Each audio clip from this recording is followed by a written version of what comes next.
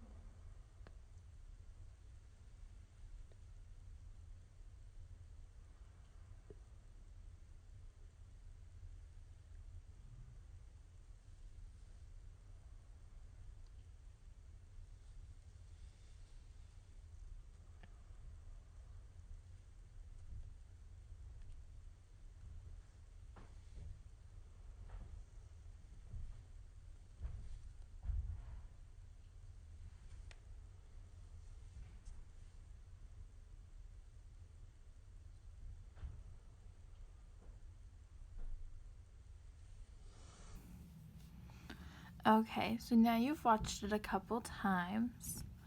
If you're still struggling, pause the video, practice a little more. It's going to be hard at first. Remember, relax this left hand. If you can't pull the yarn, it's probably because your hand is too stiff. So now I'm going to finish this, and when you're done, you should have 10 of these V stitches at the top. So I'll finish and I'll show you what the stitches look like.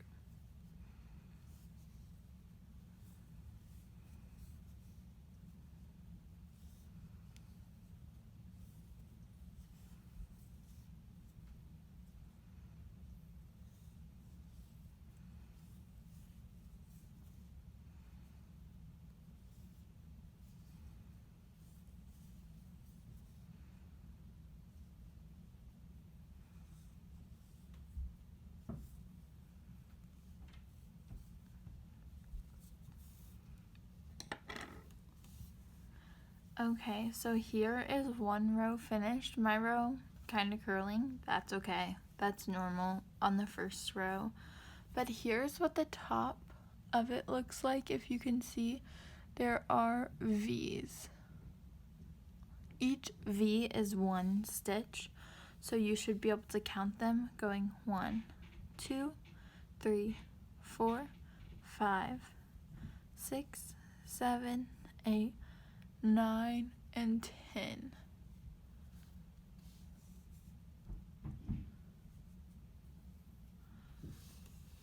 And this is what it should kind of look like. You can also see your stitches this way. It has these 2 bars for each stitch.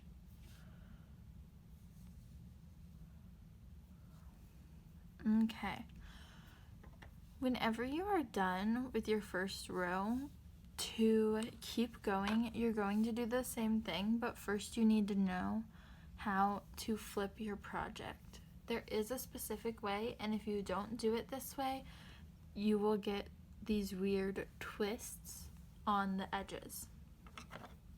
So, you're holding your project, you get to the end, you're going to take the right side of it and flip it over to the left. Now you're going to go under these V's for all of these stitches.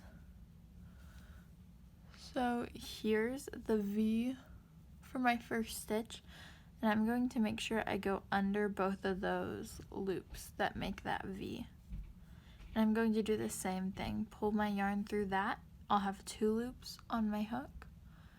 Grab the yarn and pull through both of those, and that'll be my next stitch.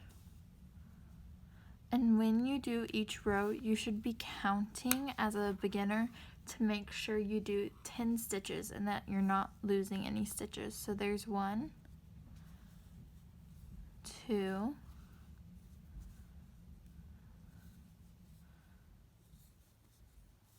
3, 4,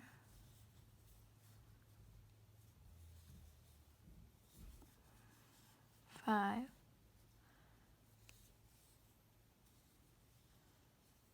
6,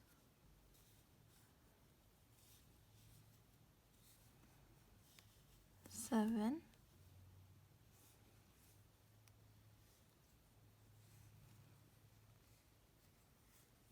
8,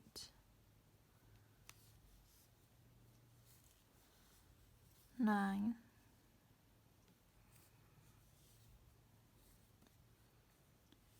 and 10.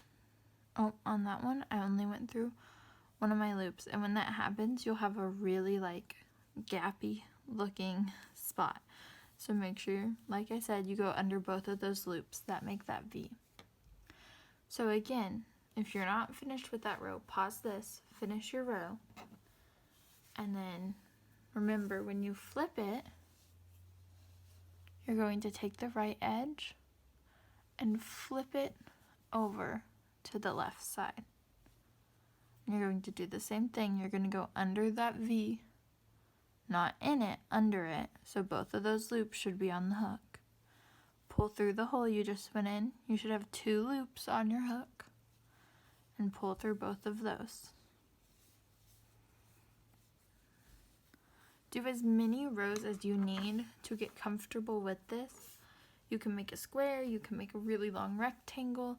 It's important that you understand this stitch before you move on with crocheting. That is going to be all for this video. I hope you guys enjoyed it. If you did, give it a thumbs up. If you have any questions, leave those in the comments. And I will see you guys next time. Bye, guys.